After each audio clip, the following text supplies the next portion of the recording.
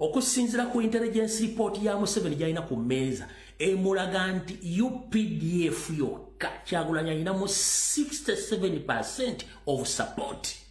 Wandika ebintu bino.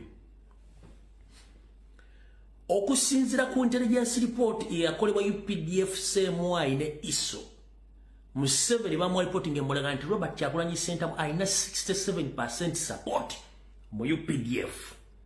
Wandika ebintu bino.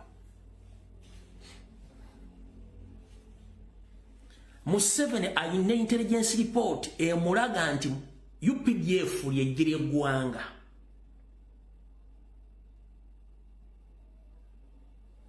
Museveni alina intelligence report mu police ng'emulaga 62.5% all serving police officers in Uganda basupportinga Kyagulanyi Robert Ssentamu.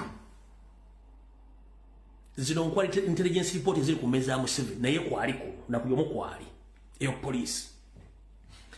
Museveni alina conclusive evidence nti mujeri mukuuma erya SFC ebitundu 52 byonna byaga Robert Kyagulanyi Ssentamu. Lwakuba bagezezzaako nnyo evidentire okunyiga abaana boogere gye bagwa bavuga mzee tova ku main. Mzee tova ku main. Bwe badde ne mukamu bibogera birala kati ekyo nakyo weekiri. Kati bwe tudda mba government officials okuva ku Kirina okutuuka waggulu, Museveni alina intelligence report nti na information efuluma ejja ku social media yonna eyita mu government bodies kitegeeza 70% bonna tebamuwagira. 70% bonna tebamuwagira. Bonna tebakola ki? Tebamuwagira. Kati bwe tudda mu Banyarwanda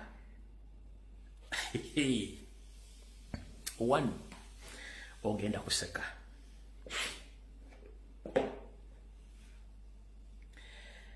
Abanyarwanda Museveni be yaleeta okulonda ne mu kalulu akawedde yabanoonyanga tabalaba. Nakati tabalaba. Nakati tabalaba baabulira luddawa. One, abasinga obungi bakimanyi nti omusajja ono wadde yatuyingiza eggwanga Uganda, bannayuganda bantu balungi. Zino zonna intelligence report bannayuganda bantu balungi bawerokaminga. Ne bakizuula nti Museveni yakola effujjo ku bannayuganda erisobola bo baleetera obuzibu, kati bo tebasobola kwenyigira mu bikolwa ate byakweta bangulira wa bwe bafunye obuddamu oba bwe bali essaawa zino.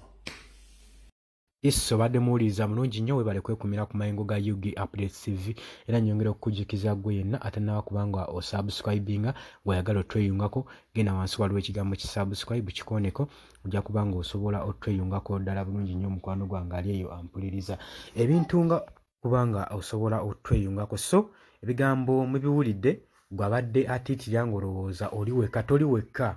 Ensi eri naffe lwakuba bonna tebagenda kuvaayo kweraga tino munnange naffe twakoowadda tulinda omunaanyigira trigger mmwe kennyini nnyini mutusimbule mutugambe nti tusimbudde tusimbule. Kati kyekyo ekiri mu bannayuganda oba kyekiri mu magye gwe mukwano gwange ali eyampuliriza nga obiwulidde saagala kubyongerayo naye nkwagaliza weekend ennungi mweraba.